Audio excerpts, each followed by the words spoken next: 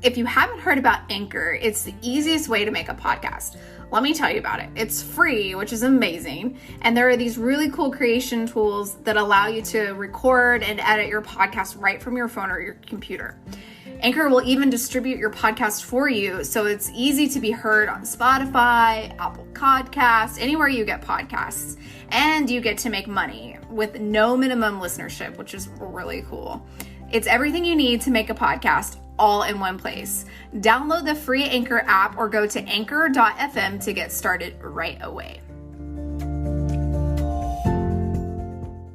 Yoga teachers, mindfulness leaders, and energy workers, are you ready to stop side hustling and start making an income doing what you love? Welcome to the Marketing Off the Mat podcast.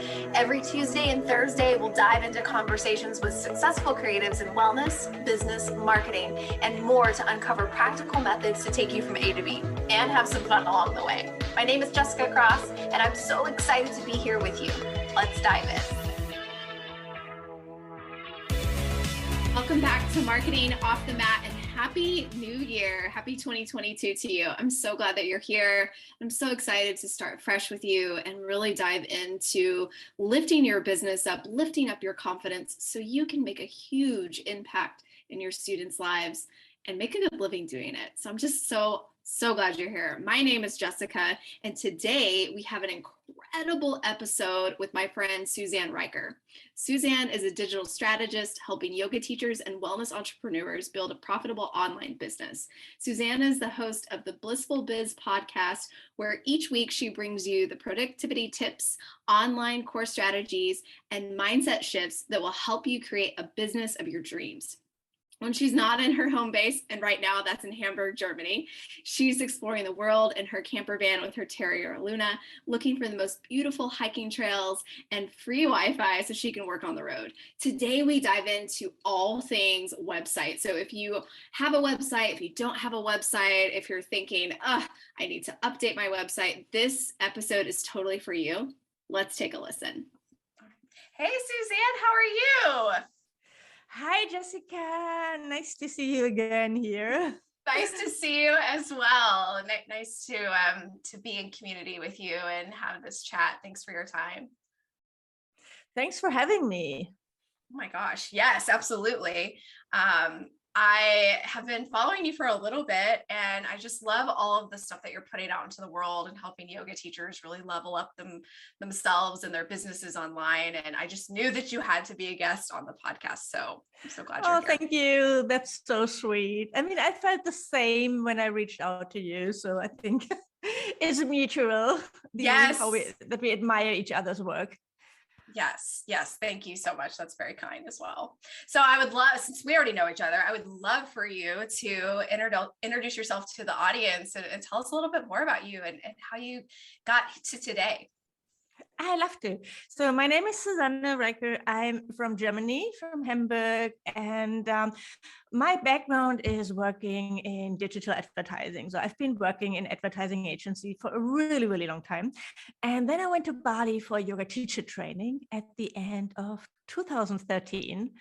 And I already had a little online business that I started. It was a yoga retreat directory. So where I listed yoga retreats. And so from there, it all kind of evolved over a few years that I was teaching yoga. So as a traveling yoga teacher, so I was teaching a little bit in Bali, in Thailand, in the Philippines. And then I was also I started working with yoga teachers, helping them with their websites, with their marketing. And so it evolved that I decided, okay, I'm going to help yoga teachers with their marketing. And so I actually moved away from teaching yoga. I'm really focused on my online business now. I also wanted to have an online business because I wanted to be able to live in Bali. And be able to work from anywhere in the world. And so it's been an amazing journey. Wow. I didn't actually even realize that you got to spend so much time, not only your teacher training, but then getting to work and teach in Bali and Thailand. Like, that's incredible. Must have been an incredible experience. Yeah, I think the last 6 years, so before the pandemic, I spent like 6 months a year or something in Bali and in Southeast Asia. Yeah. Wow. And then Yeah, that's why the last winter and this winter, this weather is traumatizing for me. Before I left, I promised myself that I'm never going to spend another winter in Germany anymore. And now I'm here again. I'm like, oh. we're just making space to appreciate when you're able to spend Christmas in a warmer climate. Yeah, I really have nothing to complain about. I have a really nice place to live and everything. So yes, it's all good. It's all good. Yeah. We'll just tell ourselves that when we're freezing for Christmas, right? Oh, that's so funny. So, and then you got to not only experience teaching and traveling as a teacher, but then you started to bring your previous career into your next iteration and helping teachers market themselves online and, bringing in your advertising experience. So I know you spend a lot of time doing that now, and that's like the bread and butter of your business. And so I'm so curious, where do you see teachers kind of falling short these days? And if someone's listening and needed a little bit of a lift, what would be a tip to help them get started or shift their marketing in a way that makes the most sense for them and reaches their clients? That's such a great question. I think a very common mistake I see, and I've done that too, is that we focus on things like creating content for social media, just as one example. And we feel productive doing that, but that's all passive action. It's not really helping you increase your income or reach more people really like immediately. What I always tell my students, what I want them to do first is create offers. Create something that you can sell. And social media is great. There's nothing wrong with being active on social media, but you just have to be mindful of your time and where you spend it, because you only have so many hours in the day. And so that's, I think, the biggest issue we have is really, and it's probably like a social issue overall, social media, all the problems that we have with it, and we all know that. But especially for marketing, it's not the only thing you can focus on. I think that's the biggest issue. Yeah, it's such a good point, and that's such a good thing to call attention to, as we spend so much time trying to stay current, trying to stay visible. And if we're not putting out offers, it doesn't even matter because we're not getting paid for what we're doing. Yeah, exactly. It's a little bit more inside our comfort zone. So when we create offers and we sell them, we are more vulnerable. We can fail, right? So it's scary to put something out there. Why, when we just talk about, like, we share some tutorials about handstand or a yoga video or a fun reel that's entertaining, that's pretty safe, right? Nobody's going to judge us for that. I think that's like the biggest issue behind it. So yeah, I just would tell you to be mindful. Like, what is pushing you to create only content for social media, to focus, to stay there, to only do that, and what's like keeping you from really creating offers and putting up some workshops or some online workshops and virtual workshops, work on your online course, improve your private session packages or private yoga packages, things like that. Yeah, and to your point, it is so vulnerable to put ourselves out there and ask for an energetic exchange from our gifts. So it's our online course or our private session package. It is so much easier to throw up a really cute handstand photo, right? I totally get that. Yeah, so I think that's something that many people deal with, is just kind of balancing social media and then finding the courage, the 20 seconds of like scary courage to put themselves out there and make an offer. It's not easy. I've been there myself, definitely, right? And it's something you always have to remember. What really helps me is plan it all out and put it all on my calendar. So I use Asana to manage all my tasks and to do it. It's a free online tool it's asana.com, like the yoga pose. And it's amazing. I love it. My whole life is on there. And also things that I'm uncomfortable with, like going live or something, I have to put it on there. And when it's in my calendar, then well, not always, but more probably it's going to get done. Yeah, I'm not perfect, right? It's not the perfect system, but it really helps. Yeah, and I so relate to that. If it's not on my calendar, it's not going to happen ever. It's just got to be on my calendar. But yeah, it's about finding the tools like Asana or Trello or whatever productivity system that you have out there, is just to commit to something and put it on your calendar. Or if you're not a calendar person, put it in your journal. Whatever it is just put it down, get it out of your brain, and then stick to it. Yeah. I'm such an online person, which comes with traveling all the time. But now I got, like, for the first time, this really beautiful planner from Michael Hyatt, super expensive. So I had to order it from the US. I had to pay custom and all that. And so I really have to use it. Like, I'm committed now. Yes. I'm in this. Oh, it's so nice. And having that mix too of the pen to paper and the digital. I'm very much the same. So I get you.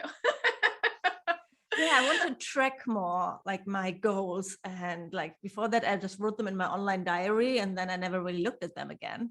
So I really want to track them a little bit more. We'll see how that goes. Well, I'll have to check in with you. We'll Yes. see how it goes. Yes. You do have that gorgeous planner that you must use now. So,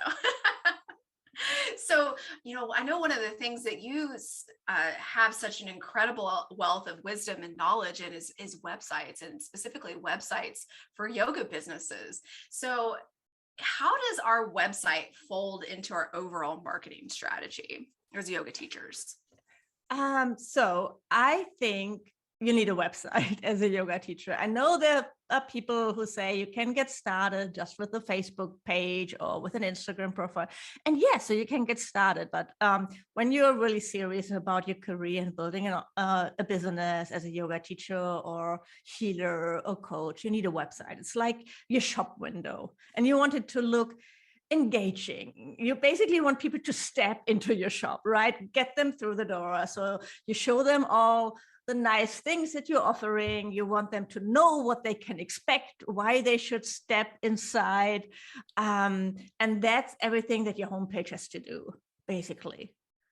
Yeah. So, and it's like your hub where all your best content is, where people can learn more about you. They're going to look you up. Today we look up everybody online. So I look up my plumber or something. If you can find reviews, and if they have a professional looking website, it's going to leave a better impression. It's going to reflect on the quality of your teachings, of your services.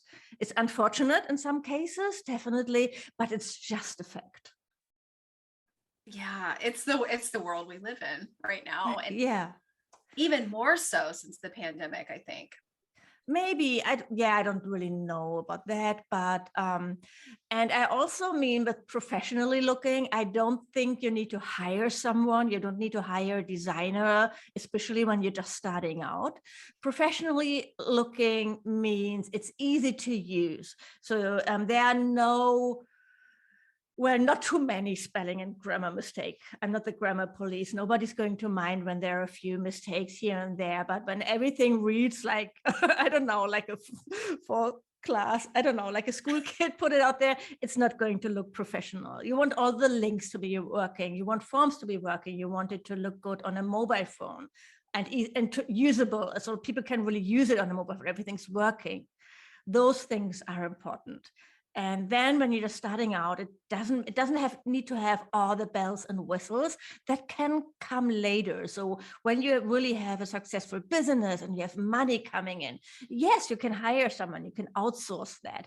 But when you're just starting out, I would actually save that money, set up your website yourself, spend money on a photo shoot. That's going to make the biggest difference. Don't hire a designer to create a logo. And don't hire someone cheap to create a website, because you're probably not going to be super happy with it, and you're not going to have any idea how to take care of it. So the costs are going to add up later even more. That is such great advice. I could see getting into, multiple thousands of dollars deep and having someone build a beautiful website for you. And you don't know what how did you do? What did you do when you started out? When I first got started, I definitely DIY'd for sure. And I started out on Squarespace, which is very, in my opinion, really user friendly and has lots of options. There's templates out there too that you can buy if you'd like to do that. And I actually learned a lot through the process, and I enjoyed it. It's like, now I know how to fix and tweak. And, if I do get a new photo shoot, add those photos in, or, update my events and things like that. So just kind of getting started with something, and it doesn't have to be complex. And maybe even to your point, simple is even better. It's just getting started with it. And as you said, it can be fun to let out your creative side, and it's really empowering. That's what I hear from my website students. So I have a course, how to build a website. I use WordPress because that's where I started. I really like Squarespace, but unfortunately, I was already on WordPress when it came out. So no turning back. And I'm really happy with WordPress because I have so much flexibility. And when I see like entrepreneurs now, when you are a little bit bigger, it's like, no, then you have to get like a second page for every course. And it's like, why would you do that? I have everything, and I can build all kind of pages and landing pages and everything in WordPress.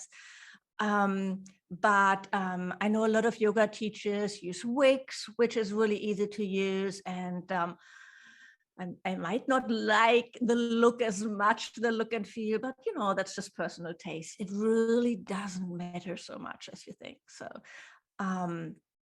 it's just like important to get something out there. It can be really, really simple when you're just getting started, just like some information, what you do, about you, your journey, contact form, your schedule, if you have that. A blog, if you're up to it. I really, really recommend having a blog for everybody because this is what really will help you get more traffic. It's not a short-term strategy. It's going to take some time. When you build up that content library, it makes such a big difference over the time. So it's just like when you have a normal website and you have like 8 pages maybe for Google to find and to direct people to your website, that's not a lot. But when you create a new blog post every week, or let's say even every month, that's like 12 every month is like 12 additional pages, and in 5 years, that's like, I don't know, a lot, 64 math. And that makes a really, really big difference for your business. So that's how people find you, not just by your website being out there and being online. Unfortunately, that's not enough. So you can do ads, Facebook ads, Instagram ads. You can post on social media, but I think the best way to really grow your traffic organically is with a blog, and then by building your email list through that. It's like that's something you own as well, so it can't be taken away. You can't lose access. We've all seen this happen to people on social media. Oh, I've been hacked. Oh, I lost access to my account. It can even happen on YouTube. It's a nightmare, right? So I mean, you can hack on your website, but you have a better chance of getting it back up there than when you get hacked and you have to get touched with Instagram. Good luck with that. It can take a while. And then when the platform itself goes down, as it happened a few months ago for, an entire day, if your whole presence and marketing strategy is on a single platform like Instagram and it goes down, what do? You've really got to have some sort of presence, and to your point, things that you actually own, because we don't own our Instagram, we don't own our Facebook, we own our website, we own our blog, we own our podcast, depending on where your platform is, and the content that we're putting into those things. Yeah, and it all plays together. You need social media too, and your email list and your content strategy. But your website, where it all comes to, is where it all comes together, I think. Yeah, yeah. And I love what you said too, is you're like, there's so many platforms out there that you can even just get started with something. Like if you're on Wix or you're curious about what's the most user-friendly thing for you to try, just go try a few. There's a bunch of free trials out there. And then, there's courses and wonderful professionals like you that can help you with WordPress or anything like that. So if you're out there and listening and you're not sure exactly where to start, just try a few things and see what sticks. Yeah. I mean, I would probably recommend doing a course, whatever platform you choose. I've seen people really struggling setting up their pages with Squarespace without any additional support as well. And it's just going to take you so much longer trying to figure things out. And having a course where you just follow someone click by click, that's how I teach it, how to build a website. So I created this template website in WordPress, and then I just show people how to set it up based on this template, how to customize it, how to like build every single page, and then you have the knowledge to move on from there and create additional pages on or add features and all that. Oh yeah, that sounds like an incredible course, by the way. And I would love to share that in the show notes, because I'm sure a lot of people could use that step-by-step, click-by-click help that you're putting out there. I mean, in WordPress, I've had things on WordPress before, and I find it not as intuitive. So if you're interested in WordPress, definitely check out Susanne's work, because that's so wonderful.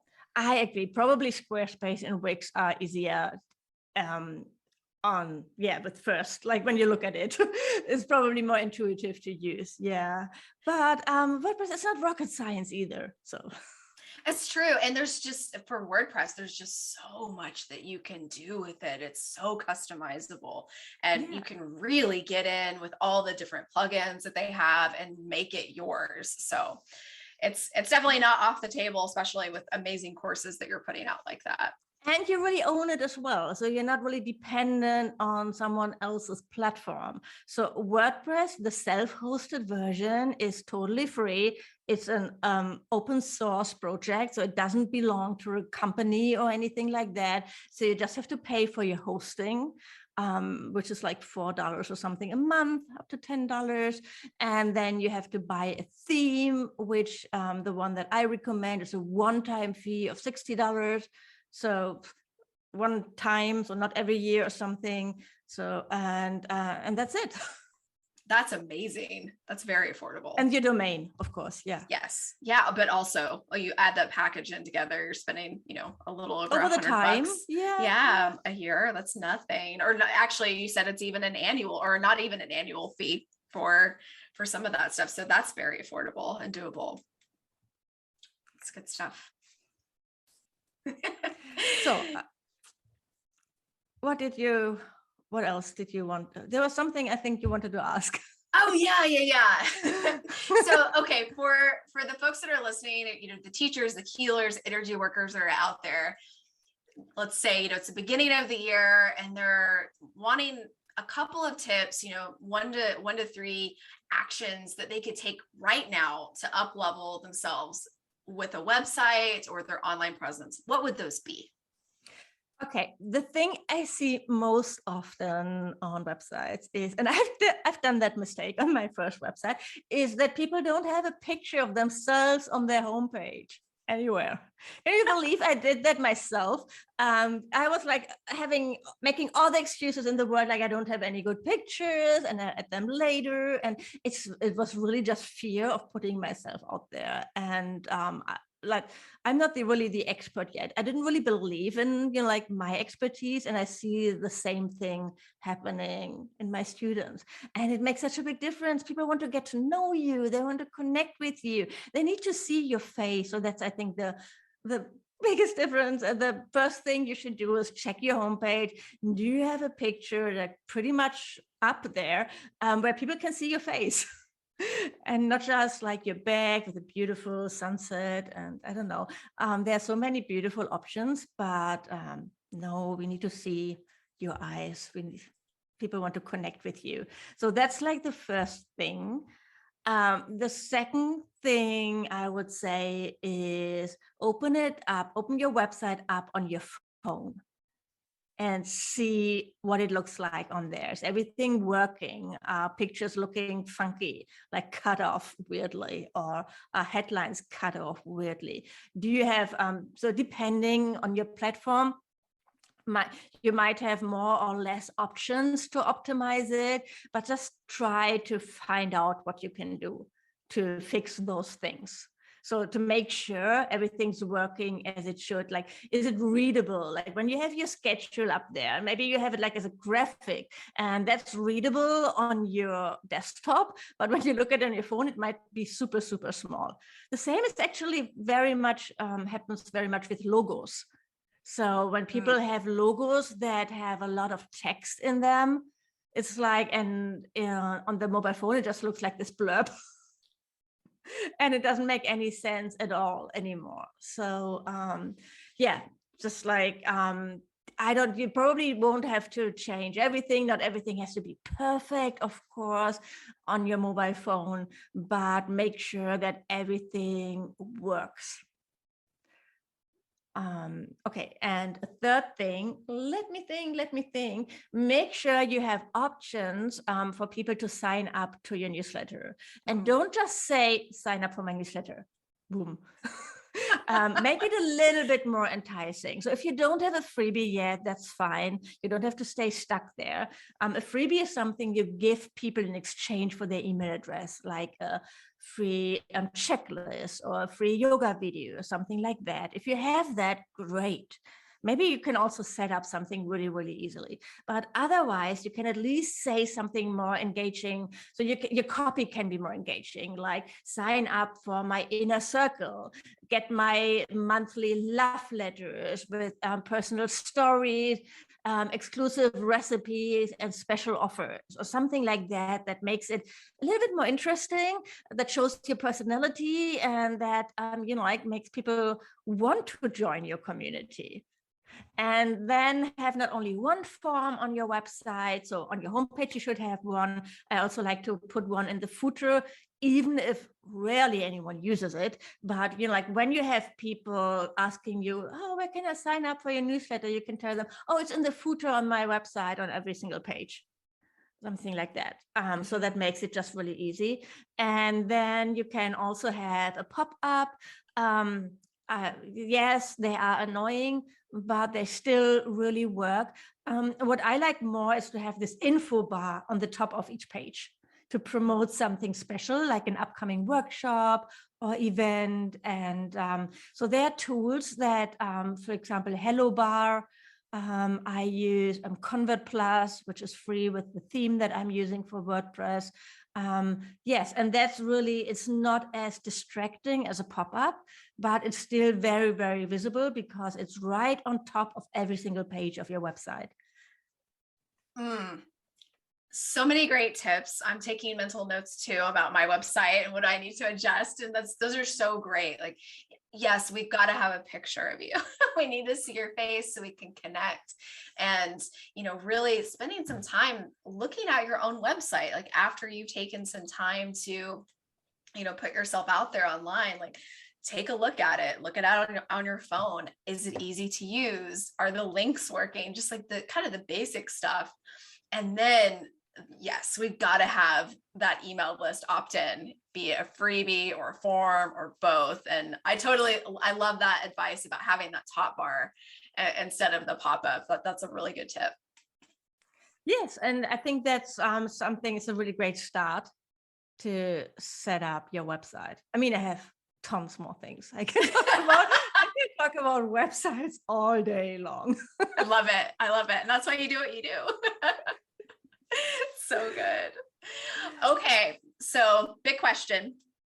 If you could go back at any point in your career, be it in your teaching career, before that, or as you've kind of moved into this yoga business coaching space, if there's something that you could go back and tell yourself that would save you a couple of sleepless nights or a headache or two, what would that be? Oh my God, it was probably I think the biggest mistake I made when I started with this whole online business entrepreneurial journey was that I gave up too quickly and moved on to the next thing. Like with my first online course that I launched like the end of 2016, I think, and I didn't sell as much as I thought. I seriously thought I would become rich. Which was kind of ridiculous because I didn't really have a special email list, and so I sold 6 courses, which was pretty great. But then I launched it again, and because I didn't build my list, I sold less. And then I was like, oh no, I have to create something else. I need to create a smaller course. Like instead of really staying with this course and making it as good as I can and really learn about selling it and about Facebook ads and setting up webinars and like collaborating with other people and all those things, I was shying away from that. And I was focusing on creating content because that was my comfort zone. That's what I felt safe in. And I know it's a very common mistake and it's all mindset. And, like back then, I would have told you, mindset, blah, I don't have any mindset issues. Thank you very much. It's all woo-woo. And now I'm like, oh my God. Yes, but that's what I tell my students. You have to stay with it for at least a year before you put up something new. Oh, that's a good tip. It always depends, but yeah, unless it's really not working. But very often it's very often when a launch failed or you didn't sell as much as you hoped for, it's probably not the quality of your product. It can be the messaging, it can be just like you're speaking not the right language, you don't have the right audience, or you're not really communicating in a way that they understand, that it solves their problem. So all those things can have can influence your success. So it doesn't have to be like your videos or how you teach, or it's probably not that. Yeah, that's so good. And I think that can also relate to, when we put ourselves out there in any way, we do it just the one time. We're like, oh, hi, here I am. And no one responds. You're like, okay, I'm just going to go away now. That was it. We're done here. So I love that. It's just like basically stay the course, figure out and tweak as you go along, because you're going to learn so much from each time you post or each time you launch. And take that into consideration, and don't beat yourself up about the content, because it's probably not that. Yeah, and it's just like, be comfortable with being uncomfortable, maybe.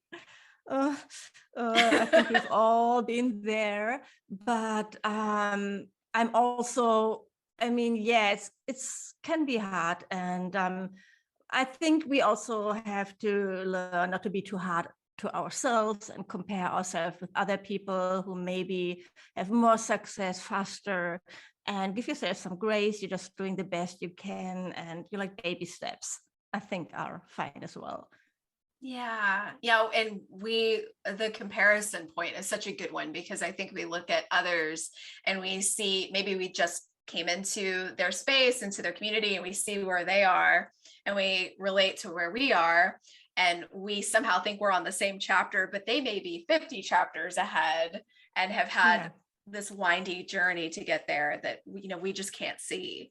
So it's so hard to compare ourselves to others like that. I know that too. I'm all about collaborating, and there are a few people now working with yoga teachers, and I love that. I think it's just like good for everybody when there's like more people, than so people can find who they really want to work with.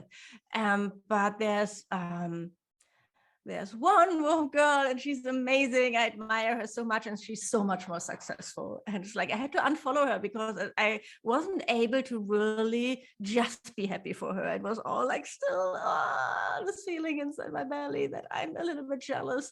And so I think it's just like being aware of it is the first step, but that doesn't mean that I can handle it perfectly all the time. Surprise, we're humans too, right? Yeah. And I think that's a great tip, actually. Is like, if it's if that is kind of wiggling its way into your purview and your energy and how you're putting things out there, it's like, maybe just unfollow them. It doesn't have to be forever, but just kind of set that aside for a little bit and focus in and then revisit at a later time. Yes. Maybe.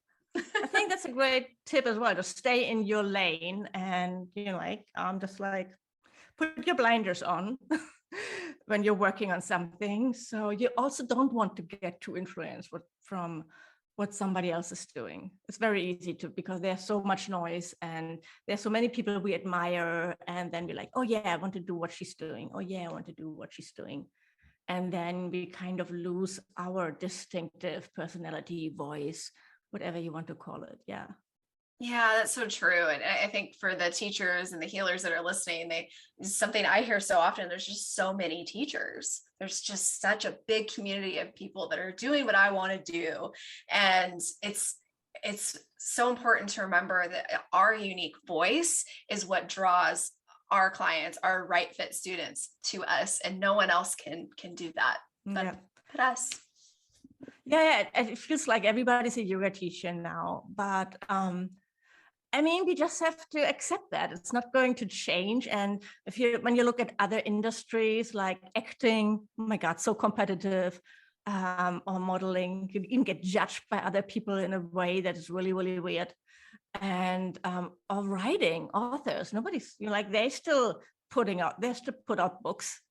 And yeah, and it's like everything has been written about already. So that's what it feels like. But yeah, you can't let that stop you. That's so true. It's very hard. I think what's really important here is to have a strong purpose, to really know why you're doing what you're doing, and not do something just because you think you should be doing it, because that's not going to last.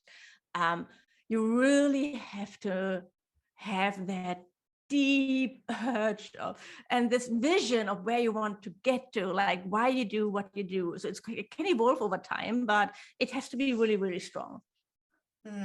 That's so true. And you really have to have that awareness of your inner compass, or really what's the point anyway? It can't be like, I just want to earn 6 figures or something. It can't just be like money. It has a number. It really has to be another reason behind it, I think. And it doesn't have to be complicated, or Oprah would talk about it worthy. So for me, it was really, I wanted to earn enough to be able to live in Bali. That was like my biggest motivation. And now, so I have like this vision that I really want to help help more people, and create like more goodness and positivity in this world by helping all those yoga teachers and healers and coaches reach more people. But it all started with, I want to be independent. I want to be able to live in Bali. And that was a really strong motivating factor for me to work on my business. I love that. And yeah, I think that's something so special about working with the people that we do, with the teachers, the healers, and the coaches that are out there. Is like, we all have this innate need to help other people and make an impact doing that. And, make, even if it's just one person's day, just a little bit better with that class or that talk or whatever it is that you're putting out there.